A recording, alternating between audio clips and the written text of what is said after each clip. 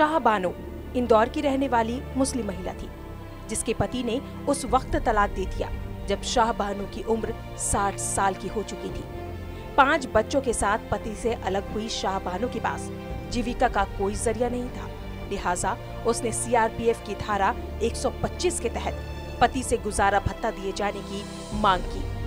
Court ने भी शाह बानो के पक्ष में फैसला सुनाया। शाह बानो के पति ने इस फैसले को सुप्रीम कोर्ट में चुनौती दी। पति का तर्क था कि मुस्लिम पर्सनल लॉ के तहत तलाकशुदा को ताउम्र गुजारा भत्ता दिए जाने का प्रावधान नहीं है, जबकि शाह बानो का तर्क था कि भारतीय दंड संहिता देश के हर नागरिक पर लागू होती है, चाहे वो किसी भी धर्म का हो। कोर्ट ने शाह बानो के तर्क से सहमत होकर 1985 में उसके पक्ष में फैसला दे दिया, लेकिन तुरंत इस मुद्दे पर सियासत शुरू हो गई। मुस्लिम संगठनों और धर्म गुरुओं के दबाव में राजीव गांधी की सरकार ने मुस्लिम महिला अधिनियम 1986 के जरिए सुप्रीम कोर्ट के इस फैसले को पलट दिया, जिस पर विपक्षी पार्टियों ने राजीव सरकार पर मुस्लिम त्रुटिकरण का आरोप लगाया, तुष्टीकरण का आरोप लगाया।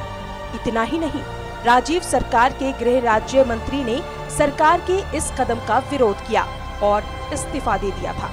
कुल मिलाकर शाह बानो हक की लड़ाई जीतकर भी हार चुकी थी।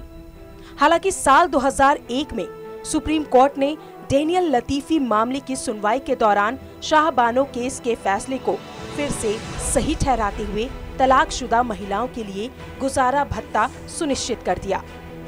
लगभग 30 साल के बाद अब एक ऐसा ही मुद्दा सुप्रीम कोर्ट में उठाया गया है। सुप्रीम कोर्ट में शायरा बानो नाम की एक महिला की याचिका पर सुनवाई चल रही है। बता दें कि शायरा बानो उत्तराखंड की रहने वाली एक तलाकशुदा महिला है, जिस पर उसके पति ने काफी जुल्म ढाए।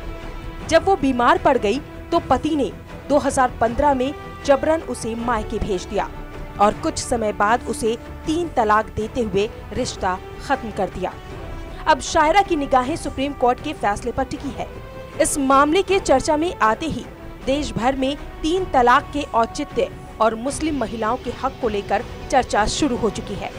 इस बीच केंद्र सरकार यूनिफॉर्म सिविल कोड लागू करने का विचार कर रही है, मगर इसके लिए समर्थन जुटाने की कवायद भी जारी है। Bureau report, news 11।